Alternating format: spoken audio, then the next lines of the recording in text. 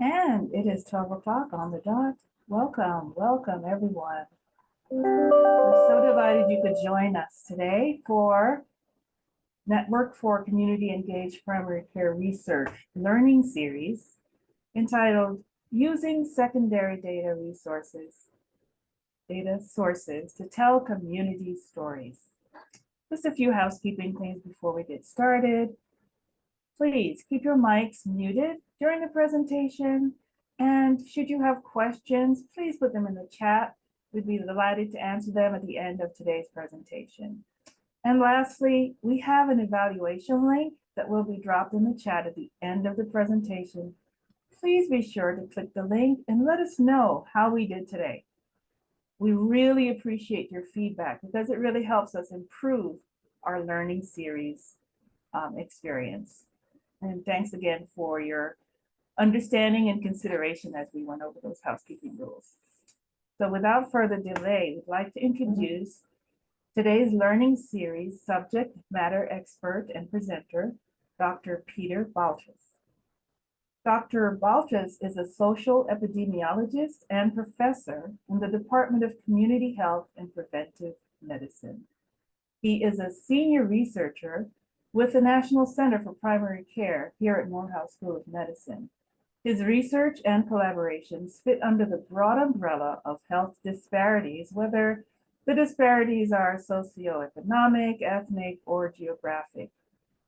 He has served as a project PI for an American Heart Association study that examined cardiovascular disease resilience among African Americans and African American communities. He has also conducted research examining county-level health disparities and county-level determinants of health, focusing on identifying counties that may be resilient in having little or no disparities. Since the start of the pandemic, he has engaged in research on race and geographic disparities in COVID-19 outcomes. So Dr. Baltrus, you have our attention.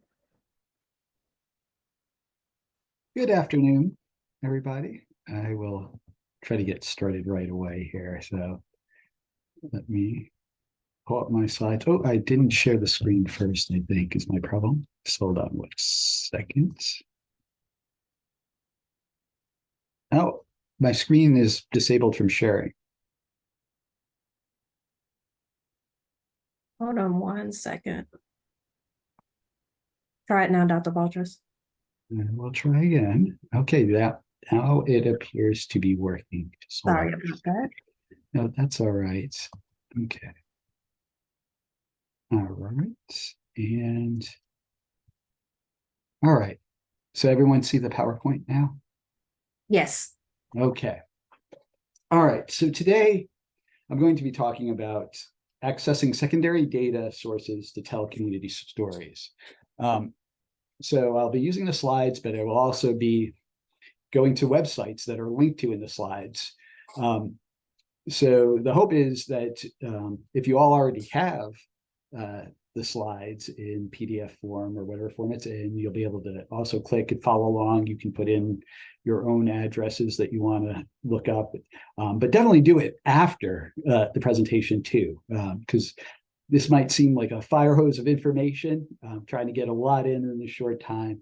But the idea is just to give you an idea of what is out there, and you all can get in there and play with it yourselves. So what is secondary data, right? Well, first off, right, what is primary data, right? Primary data is data that you collect yourself, or it's collected to answer a research question. You have the research question, you go do a study or some other data collection to answer that question. Secondary data is data that's already been collected, either from a past study or part of a past data collection effort, the census data or NHANES data. And the great thing about secondary data is that it's often available online for free. And since we're telling community stories, it's good to get to what is the definition of a community. We kind of throw that word around. It can mean a lot of things, right? And these are some Webster definitions right here. So it can be the people with common interests living in a particular area, or broadly the area itself. a group of people with common characteristics or interests living together in a larger society. It can also be a body of persons or nations having a common history or common social, economic, and political interests. So, why will we cite data to tell community stories, right? So one, you're oftentimes it's in one way or other trying to advocate for a community, right? Whether it's to present something to a political body or to actually write a grant to receive money to either do research or intervention, right?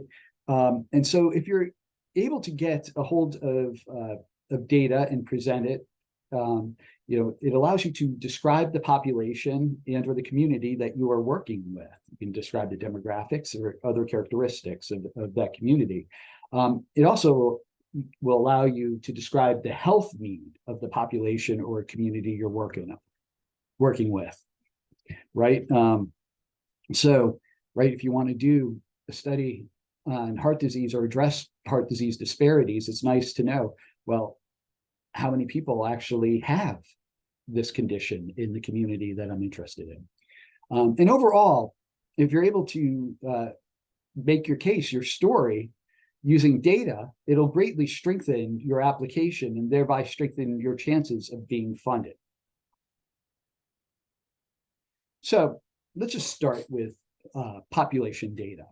Okay, and so when people think of population data, they think right away about census data. And so it's not necessarily easy sometimes, though, to find the actual data you need, unless you are a researcher and you're used to pulling down data sets and doing that. But there's this one link here. We'll go to a part of the census website where you're able to get some ready-made tables. All right, so this will be not necessarily just national data. This actually goes down. If you look on the left, right, there's nation, state, country, county subdivision, and zip codes and stuff. It also goes all the way down to the census tract, which I'll talk about later. But a lot of those tables aren't ready-made and produced up here.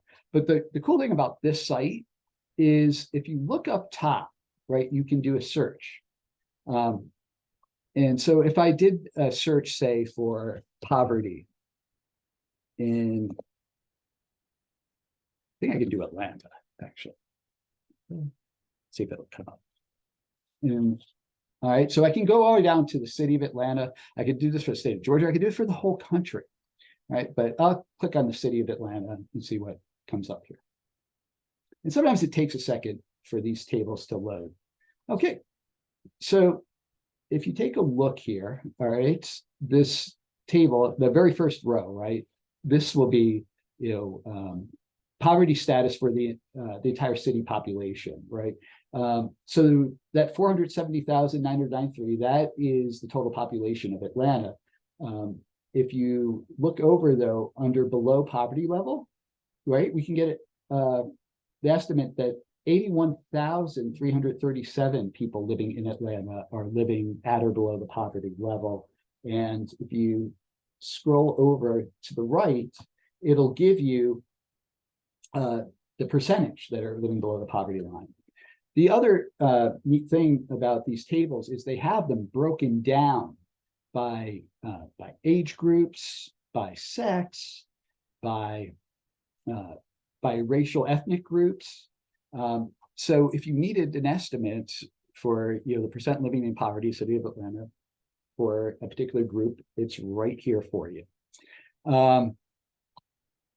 And you can even go down further here. Like I'm going to put in the zip code, and you'll see this will go right down to the zip code level. Right, so let's take a look there.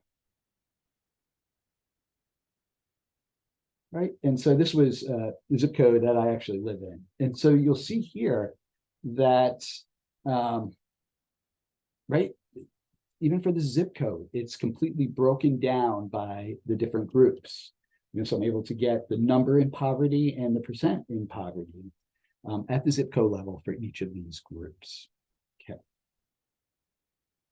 So I'm going to present some Georgia-specific websites. I know a lot of you are in different states.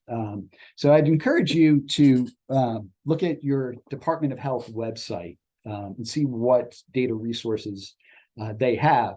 But I wouldn't necessarily stop there. If you don't see anything similar to what we have in Georgia, we have this great site called Oasis. I would get into contact with whoever is referenced on the data page for the Department of Public Health.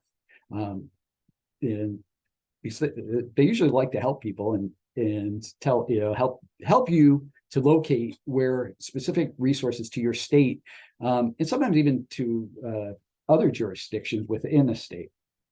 So, but I wanted to point out Georgia Oasis for the people in Georgia, but also to see what a query system looks like for data.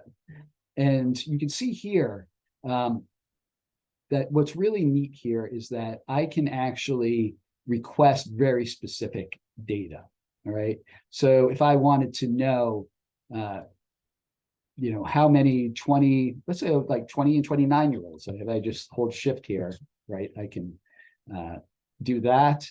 For 2022, lived in Baldwin County, Georgia, who were Black or African American, and maybe I was only interested in females. And then I just click here and get data, and it will actually tell me how many people fit that description within that county in Georgia. Okay, and so that could be very helpful if you're writing a grant for a particular county, to be able to say this is what the population is in that place of the people I want to study. So you can see how this can be very powerful. Okay, so if we wanted to get some health data, all right, well, at the national level, because a lot of times we do want to make a statement about what's going on in this particular group I'm interested in the entire nation, so that I can then make comparisons to maybe other levels of geography too. Or sometimes that's all it's available for, honestly. Well, on this website, this is, when you see this NCHS, that's National Center for Health Statistics. And this is a great source of a lot of different data. Okay, if I go to the data finder here, right, these are really are pre-made tables. But if you go under all subjects here, right, you can see many different types of conditions, and also sometimes these are medical care, screening data, sort of thing, right? And so if I was interested in, let's say, cigarette smoking, right, and it'll let me put in subgroups, but you'll see that won't necessarily do much for me in changing what shows up here. Let's just say I was interested in smoking in Asians. I'll just click there. It did reduce the number of things here, but when you click on these PDFs for the tables, right, and you can also get this in an Excel spreadsheet, right, you'll see I don't get data just for Asians. So it's not as specific as that query system we saw on the Oasis site. But if you look down through this table, you will in fact see right there for Asian only, we have the smoking rate for each of these years. And these tables actually also break it down by age groups too. When there's sufficient data, and poverty level and several other things. So again, nice place to get some quick data for groups at the national level. Now, I also want to talk about the BRFSS, which is Behavioral Risk Factor Surveillance System. Okay, BRFSS is a state level survey, but the data is aggregated and presented by CDC on a website. And the nice thing here is that you can click on any state, So I click on Georgia. And so sometimes it takes a second for things to load. And if I scroll down here, we'll see, right? It gives me the overall prevalence of whatever I asked for, right? So right now it's looking at alcohol consumption. But you can come in here and see there are a lot of different, there's a lot of different information here from the BRFS survey, okay? And then you can also look at topics, right? So within any of those class of information, there are several topics, right? So let's just look at overall alcohol consumption here, but you can also see there's binge drinking, chronic drinking, heavy drinking. And it'll give you a graph overall for the state. If you scroll over these bars, it'll actually give you the percentage of those who are, in this case, who've had at least one drink of alcohol in the last 30 days. Other cool thing here is that you can break these down. So let's look at this by education. All right. And I'm not sure if you're aware of this, because this is the pattern you see in most states in the country as a whole. The percent of people who drink goes up as a graded association with education, right? So here's your college graduates right here at 62.4%. And compared to those with less than high school, where it's only 27.9%. And so, yep, you can see this in graphical form. You can also do a screenshot of this and copy this graph out to put in any document that you are creating. Just make sure you source it to the website. It does say down at the bottom, right? As long as you copy and paste that part too, that is from the BRFSS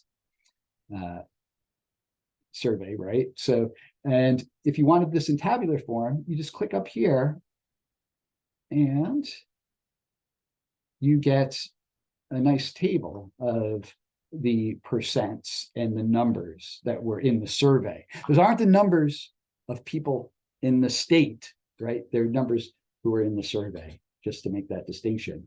But the percents are weighted up to the state population to actually reflect what's going on in the state.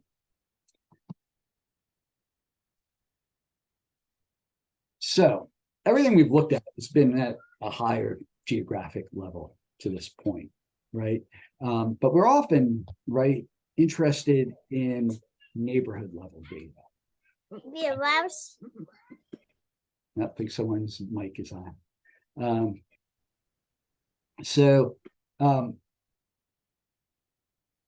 The government doesn't necessarily collect data on what we think of neighborhoods, right? And how we all have names for the neighborhoods in our particular city and sort of thing. What the government does through the Census Bureau is create a unit called a census tract.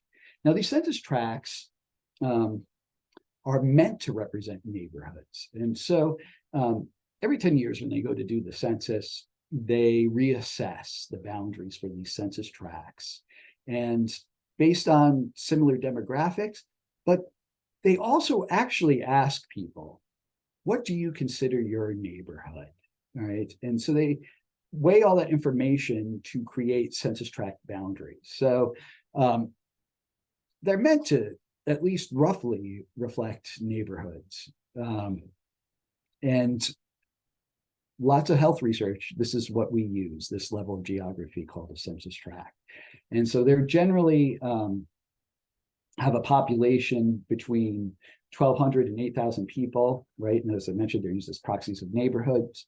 And right, we also, we often see data nested, from the US as a whole, down to state, down to county, the zip code. This is an alternative way of nesting the data. So it goes from, US to state to county, to census tract, to even smaller units, so census block group, and all the way down to census block level, you can often get data for. But it's the census tract is the one level that is usually used as to represent neighborhoods. Now, you may think that's all well and good, but I'm sure you're saying to yourself, how, I don't know what census tract I live in. I don't know what census tract neighborhood I'm trying to study. How do I figure that out, right? So first off, census tracts are labeled with a GOID, geographic identification number. All right. And this is a very long number. You can see it right here, right? It starts the 1 through here. But each part of that number represents a different level of geography. Okay. So the first two numbers represent the state, right? So in this case, 13 means Georgia. The next three numbers represent the county within the state. So this is County 89, which is DeKalb County. And the rest of the numbers represent the census tract. But the last two numbers are actually after a decimal point, right? So you see this 0, 2, 3, 6, 0, 1. That's essentially census tract 236.01 within DeKalb County, within the state of Georgia. Okay. Now there are some websites you can use to look up census tract by address. The first one is through the U.S. Census. Not surprising, U.S. Census would have a site. The second one here, this one that's put together by the Federal Financial Institutions Examination Council. I actually like this site better, and you'll see why in a second. Let's go to it. Okay. It's taking a second to load. So the nice thing here is I can put an address right here. All right, so I'm going to put in an address.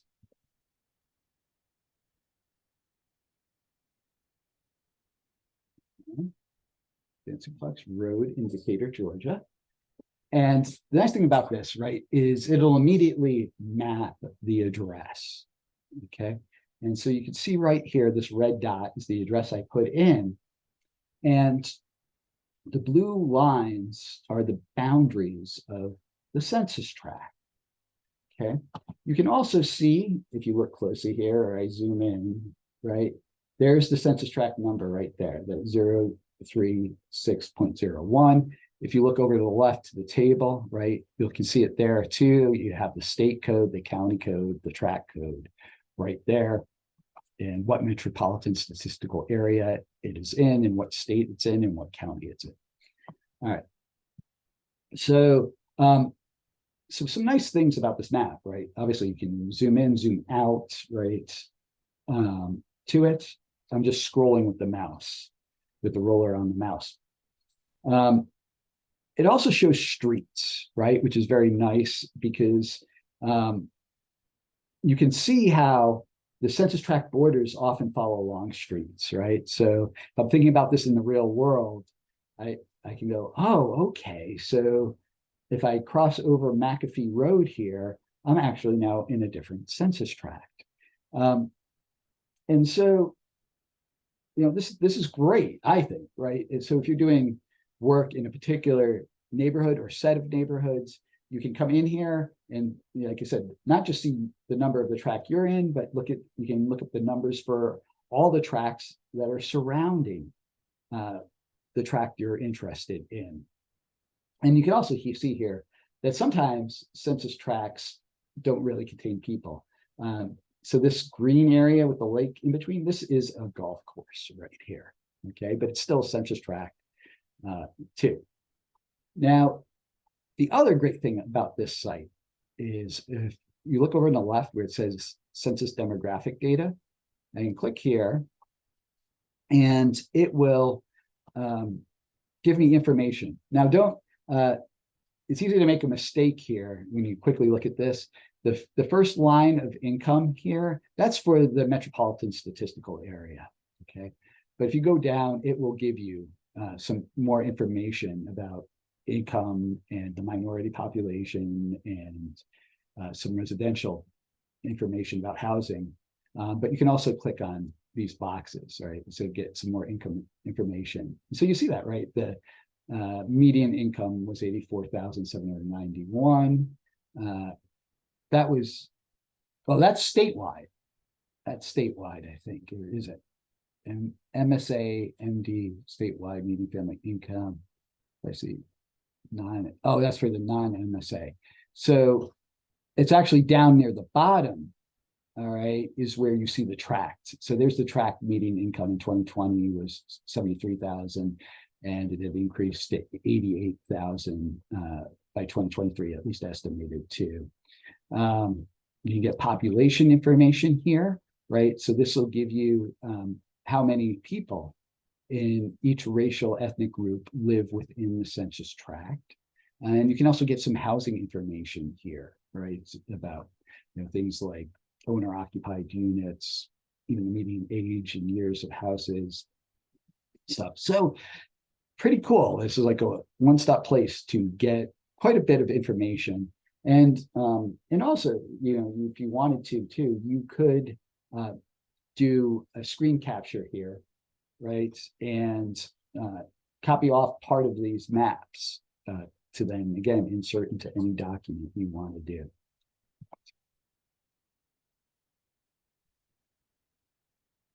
Okay. Oh, and so what about getting health information, for these census tracts, right? Well, again, for those of us who live in Georgia, the OASIS system has some great mapping tools on it. So let's just go there. And you can see on this site, you're able to get, mortality information, hospital discharge information, emergency room visits, and a lot of other stuff. I would just, those are interested in Georgia's data, I encourage you to get on this site and just explore around. If you're in other states, again, go to your DPH website and see what they have. And again, inquire about what they have. Let's look at emergency room data, okay? And you see right here, I can get tables, but I can also get maps here. So if I come in here, all right, and you can see I can map counties. So I can make a map of Georgia and put rates on that map, display the rates of whatever condition I want for the entire state by county, right? But what's also cool here is I can go down the census tract level here, right? And so let's go pick DeKalb County, since that's where we were looking before.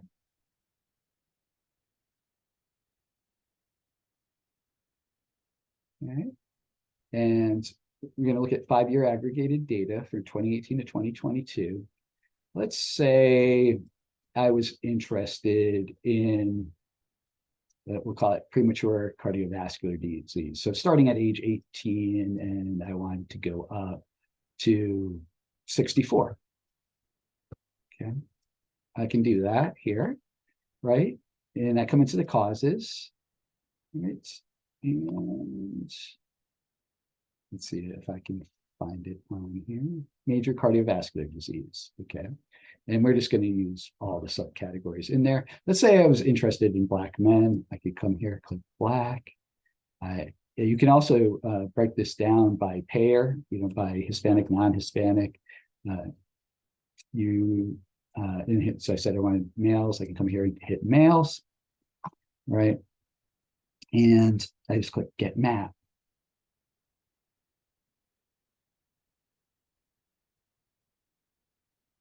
Okay, and you see we've got a map of DeKalb County here, and these are the census tracts within DeKalb County. And so you can see there's quite a bit of variation in where these emergency visits are coming from for cardiovascular disease. And I can scroll into this, to zoom in, and so here's the thing, right? Like, how do I know, where the census tracts I'm interested in are? Okay, well, there's a couple different ways. On that last slide, I didn't go to the page, but you can actually download a map of the county. All right, and that can be very helpful to help give you the lay of the land. It'll give you a map of the county where all the census tracts are labeled, and you can take a look at that, find where it is, so that when you look at a map like this, you kind of already know where to look. But there's some other things we can do here to try to find it, all right? For me, for that tract we looked at already, that tract 236.01, I can find it very easily on this map. because if I look right here, I see this little rectangle down here, all right? And that's the golf course, right? There aren't many census tracts, right, that are almost rectangular, right? So that's how I know where that is. But if I wasn't sure, right, I can actually come over here and put on census tract labels. And lo and behold, there it is. That is the tract that I was looking at. Okay, so then if I wanted to zoom back out, here's the thing though, if you zoom back out too much with those labels, this gets to be a mess, right? So you probably don't want to figure with them on, but it's fine if you zoom in, right? You can leave those labels on, and no one's gonna have a problem with that. But you can also see there's some other stuff we can put on this map, right? If I was interested in knowing where, I'm going to take off the census tract labels for a moment. If I was interested in where are hospitals, right? Well, we see there's no hospitals in this area, but if I zoom back out, right, I start to see, oh, where are the hospitals in DeKalb County? And here they are. And they also will map them in the surrounding counties too. You can put hospital labels. You can put labels. This might also help you find the census tract. You put labels for the cities and towns in the county on here. You can put the interstates. Sometimes that's helpful to help locate, if you know where the highways are, to help locate the census tract relative to the highways. They also let you do major roads, Georgia House and Senate district boundaries. That might be helpful for political advocacy. And you can also put on other layers on the map, like socioeconomic vulnerability and demographic clusters. So definitely very cool site for the state of Georgia. So if you're interested though in places, you're interested in Georgia, the site will work too, but if you're interested in census tracts in anywhere in the country, CDC has this great website called CDC Places. And this uses that BRFSS data. Okay.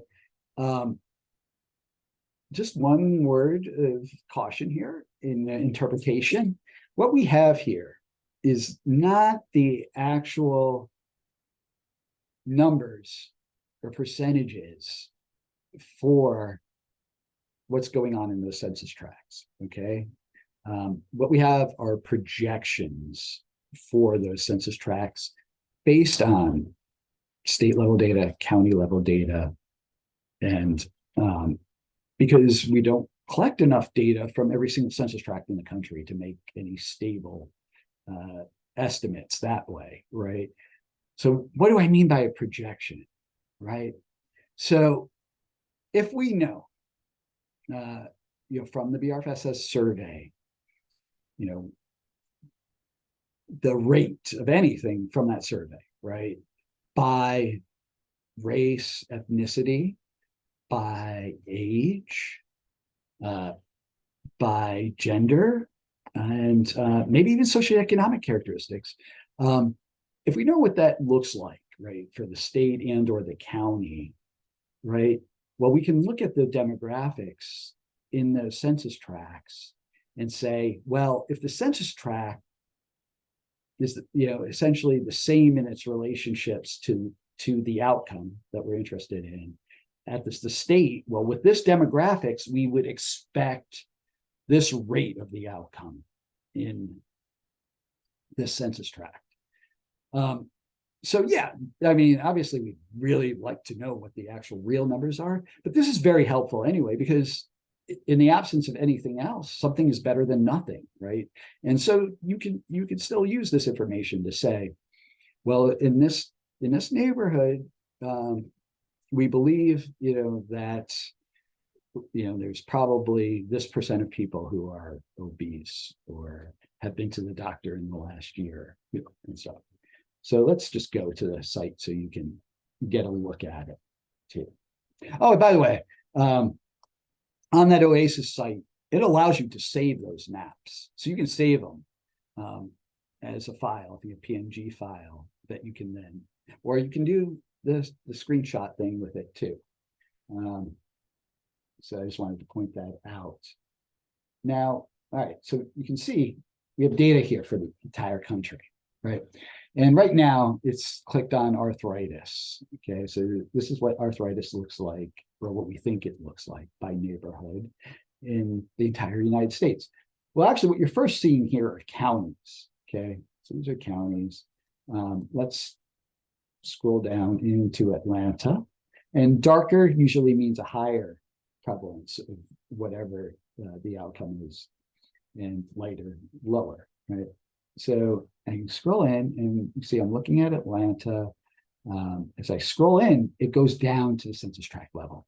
All right. And it's really convenient that I picked, a census tract next to a golf course, because there it is. There's the golf course. So pretty easy for me to find that. But if I keep scrolling in,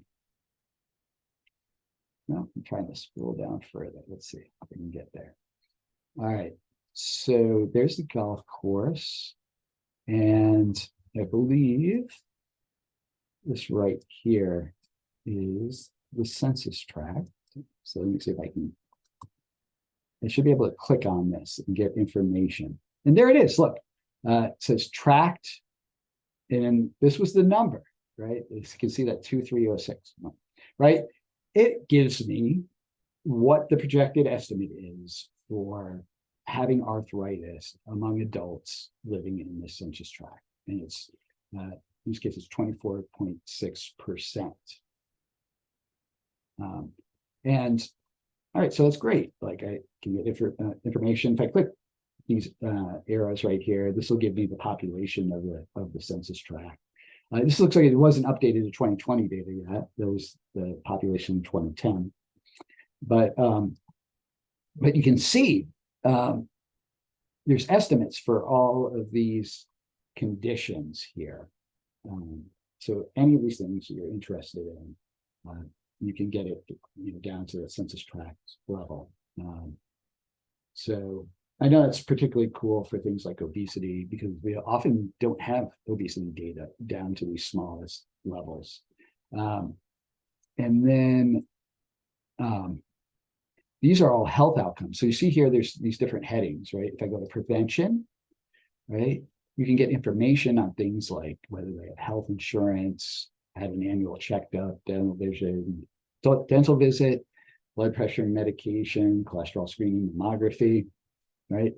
And you can also get to health risk behaviors, right? That's like, they have a few of them here, right? So they've been drinking, smoking, physical inactivity, sleep, disability information, like different types of disability.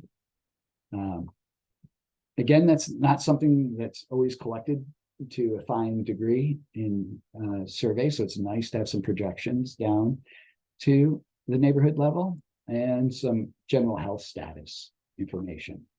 And again, with this too, you can, you can zoom in, take a screenshot of a particular area you want, and, then bring that into your document. So, the final thing I just wanted to say here is that, all the stuff I've showed you, right, is pretty easy for people without a lot of training to access and get usable data. But if you do have data analysis and management skills, you can go to these websites and get the data set and analyze it yourself. Because a lot of those tables I was showing you were actually derived from these surveys, the National Health Review Survey, NHANES, National Health Nutrition Examination Survey, and the BRFSS, which I've talked about a lot. And that'll actually, you can get some city level information from that. And I have time, so I can just quickly show you what I mean by the power of this. If you have the data skills to do it. Let me see if I can get out of this and pull up. All right, so right here is this is the NHANES data set. All right, and let's say I was interested in something that I know I'm not going to find on the internet, especially, right? Is like, well, what percent of people have elevated C-reactive protein, right? C-reactive protein is a measure of inflammation, okay? Just to say, there's lots and lots and lots of information in the NHANES data sets, right? And because they do a physical examination, they do a blood draw sort of thing. Now, it's not broken down geographically, but you can get information by the different groups, racial, ethnic groups, the age, gender, and the subgroups, that intersect in all those areas. Okay. So I've set this up. I've done a lot of the data management already. We're not going to go through that.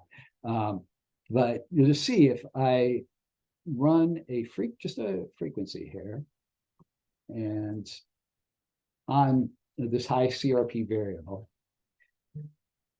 and I just make sure that I'm getting the population size here. I also have a percent. I can continue and okay. And I'm using SPSS here. I don't know if I said that, but other statistical programs can do this too.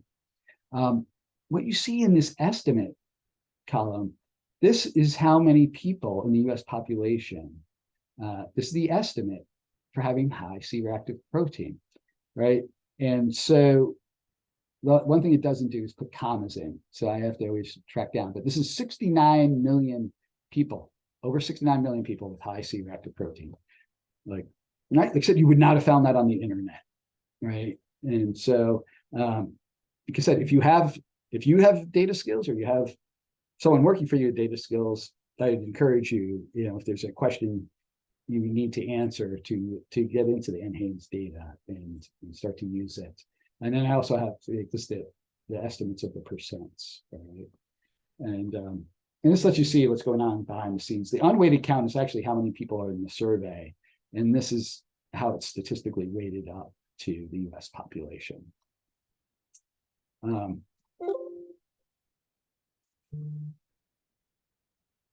Okay, well, actually, I think I am done.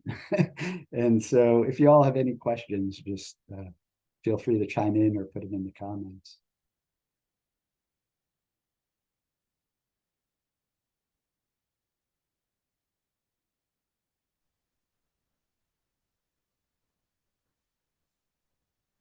Okay, I'm looking at the chat. I don't at the moment. Let's see, here's a question.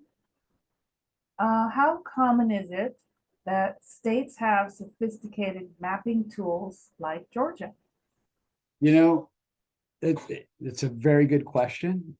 And I'm sure there's more and more going online. Now, I have not done a survey of this. That'd probably be a good paper, honestly, if anyone wants to work on it, right?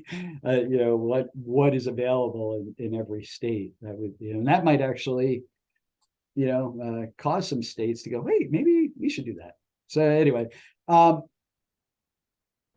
would think some of the better funded health departments out there are going to have it, is the thing, right? So I would look in the bigger states to have them, but sometimes you're surprised. Sometimes it's surprising.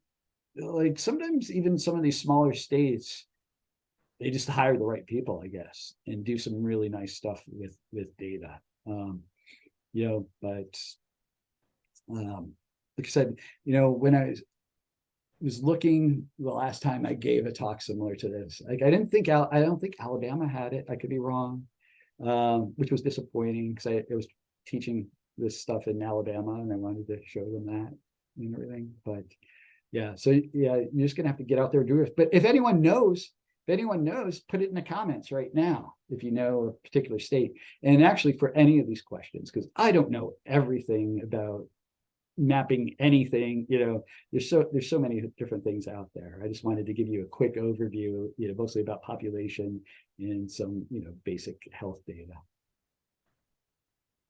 Well, we have so many positive comments, Dr. Baltrus, and on your presentation. And one comment is that if someone could love a database, I love the places database. That's a comment from an attendee. Yeah, I mean, So- that was, I mean, yeah, I mean, it's great. It's, you know, it really is great. It's the thing, like, because where else are you going to get at least an estimate of that type of thing at a neighborhood level? Yeah. Another comment, Dr. Baltrus, you mentioned that many of these data sources are pretty user-friendly, but some require more data analysis skills. Do local health agencies generally have the skills needed to access and analyze data from multiple data sources? Do the local agencies, you probably would know better than I, you know, so here's the thing, like, you know, like I said, like with the NHANES stuff, you either need to be taught how to do that or really get into the documentation, right? And so yes, you can learn how to do that. Now the pulling together from multiple sources, that shouldn't be too difficult, honestly. If I'm thinking you're thinking like at area level, right? And so if you've got a list of census tracts or you've got a list of counties, say, and so you have maybe some population level data. We do this all the time, population level data and some health level data, right? You just merge that data together by the county. And so most people with some data analysis skills should be able to do things like that. That shouldn't be all too difficult. And that, because I didn't even get into that whole aspect. Like there is other area level information out there. Like the USDA has food desert information. That's one source we've used and merge that to health outcome data stuff. So yeah, I do think that stuff shouldn't be too difficult, honestly. So yeah, hopefully if they've got a data analyst, they have the ability to do that. I see someone's asking about teaching biostats. Right now I'm teaching within Morehouse School of Medicine, and yes, I teach statistical computer methods course, yes, and we cover how to do this stuff in SPSS and in SAS actually, and I also teach other students secondary data research at Morehouse School of Medicine.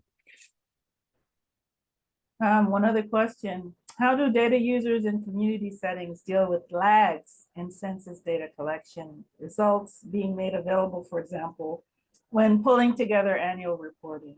Lags, yeah, lags are not fun. And it just is what it is. Sometimes it takes a long time. Like even with this NHANES data, right, which is a national survey, right now, it only goes up to the data that's out there only goes up to March 2020. Now, whereas the NHIS, the National Health Interview Survey, that's another survey that's under National Center for Health Statistics, they have data all the way up to 2022. So lags are a real thing. And you can only use what you can use. You can only use what's out there.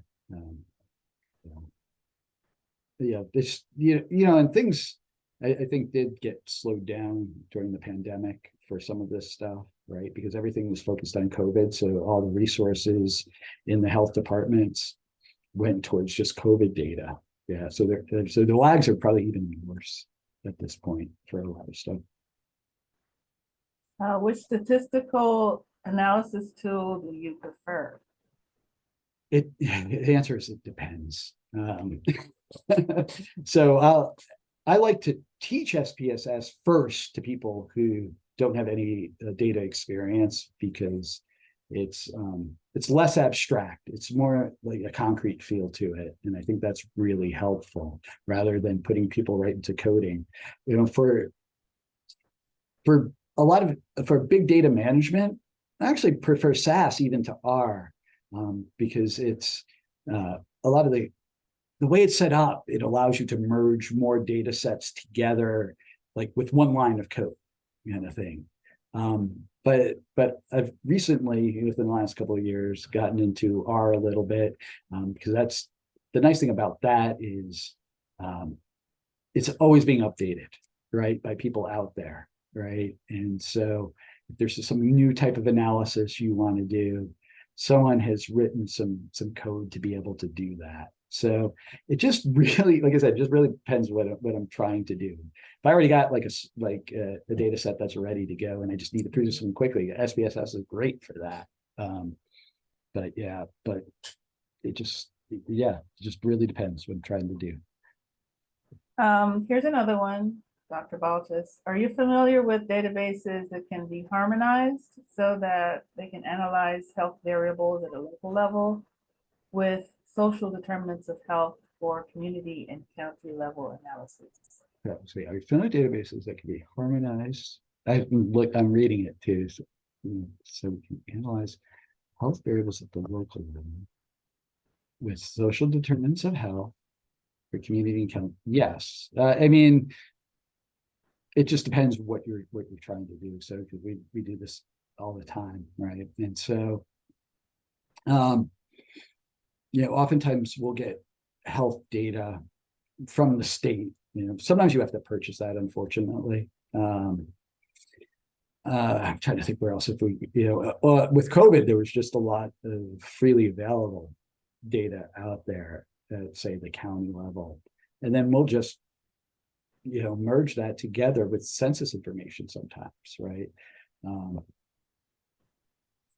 we also trying to think, yeah, and then that was, like I said, the USDA data on food deserts. We used that to merge together at the census tract level, even for that. A lot of people have done county level, and so we did that at census tract level.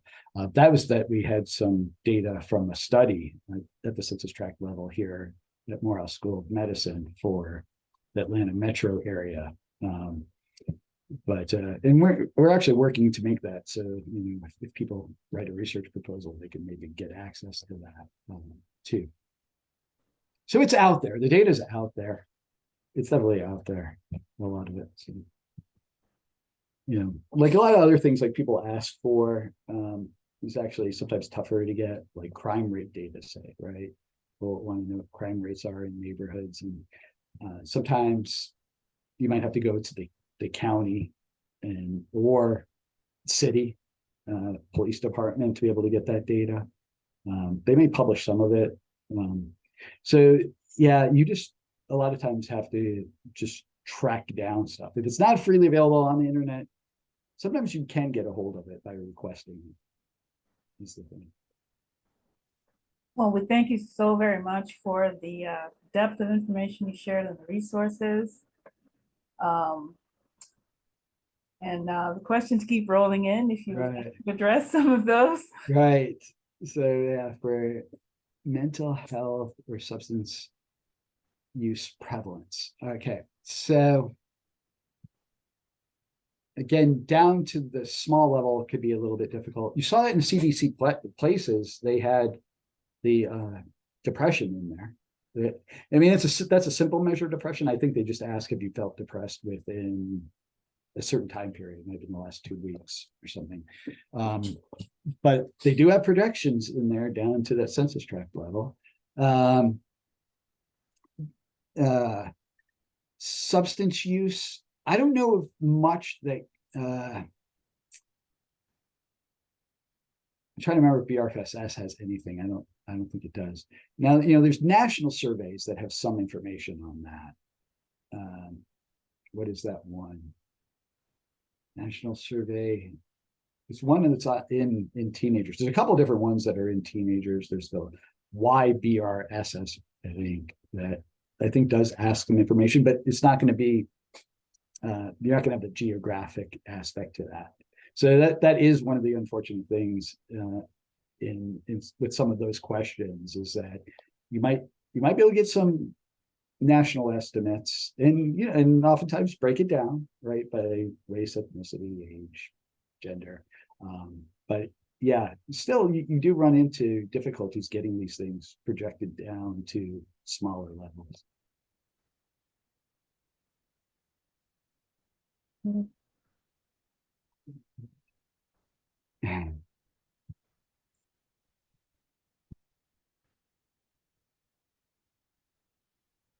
Yeah, like someone's asking about the specific, trying to get specific information, right? They're asking about if it's cancer screening data and you want it for people 45 to 70, but there's only 45.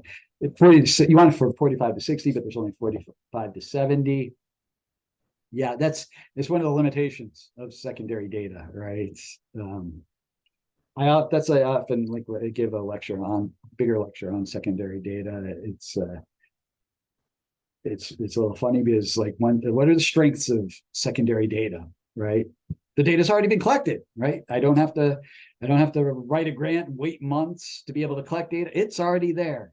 But what's the pitfall of secondary data, right? It's already collected, right? And so it is what it is, right? But in this kind of case, so it's 45 to 70, that's what you're finding on the internet or wherever, right? So just broken in that category. Well, a couple things, is, if you had the data skills and it was this national estimate, you just go into the data set like NHANES and just change the age group, right? But lacking those skills, I don't know, I would contact the agency that put it out. And, you'd be surprised because sometimes, they have certain guidelines where like, all right, we can only sell this, data set, whatever. But sometimes, they're sitting there and their job is data analysis. And so if you get a hold of people in their department that does that, right? Oftentimes epidemiology, they may be able to do that for you and want to do that. I haven't tried that theory, but it just kind of makes sense to me, when I've dealt with,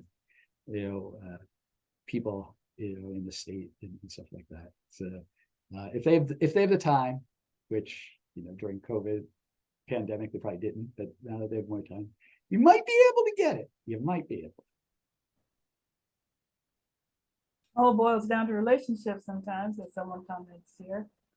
They're on a first name basis with the key analysts for data that they need annually. So that's a really good suggestion. Yeah, that's the thing, right? Especially if you're doing this a lot, like, there are people behind, those websites and those data sets. I really, really want to implore everyone to complete our survey. You'll find the link in the chat. Please grab it. Please complete it for us. It really helps us out in our evaluation of our learning series and how we can make it better and more user-friendly. And we really, really appreciate your feedback and any suggestions you have to offer. One final comment from the chat. I'm really excited to circulate these resources among my networks. Thank you, Dr. Baltrus, and to those of you who coordinated this talk. Many thank yous. So we really appreciate you all joining us today. Thank you so much again, Dr. Baltrus, for the wonderful information and resources you shared today, and we hope you all have a fabulous afternoon.